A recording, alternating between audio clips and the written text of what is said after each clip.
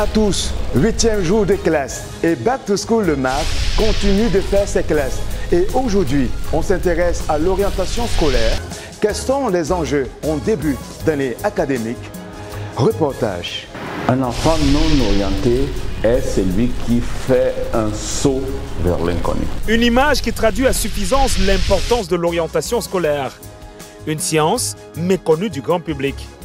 En veille de rentrée scolaire, dans les familles, force est de constater que les parents sont plus enclins à faire le choix de la filière à venir de leurs enfants.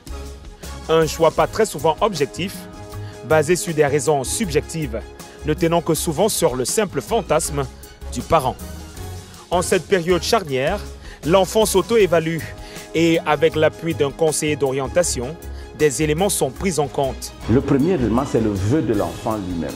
C'est-à-dire que qu'est-ce qu'il veut faire comme étude pour aboutir à quel type de métier plus tard.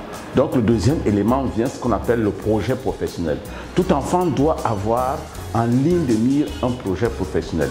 J'allais même dire un projet socio-professionnel, c'est-à-dire en termes du rôle que l'enfant voudrait jouer dans la société plus tard à travers le métier qu'il va exercer.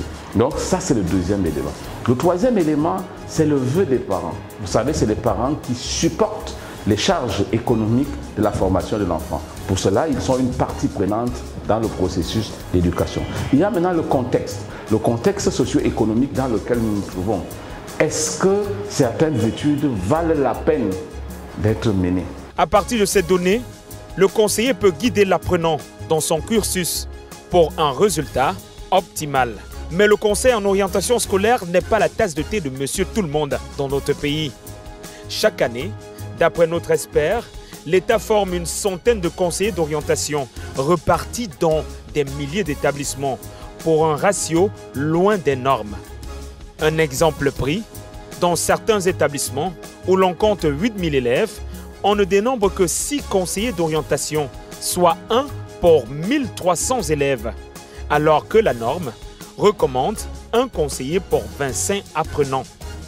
D'où la nécessité de faire recours à des services privés, notamment éducacistes, qui orientent et guident ces apprenants pour un bon suivi, tout en aidant l'État à éviter au mieux des situations de désorientation. On arrive donc dans une société où les gens ne sont pas à leur place et forcément ils exercent mal leur métier.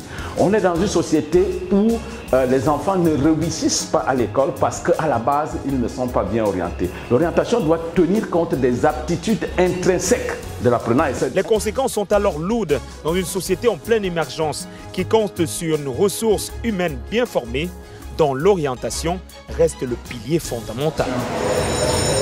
Sonnerie, fin de cours, à demain.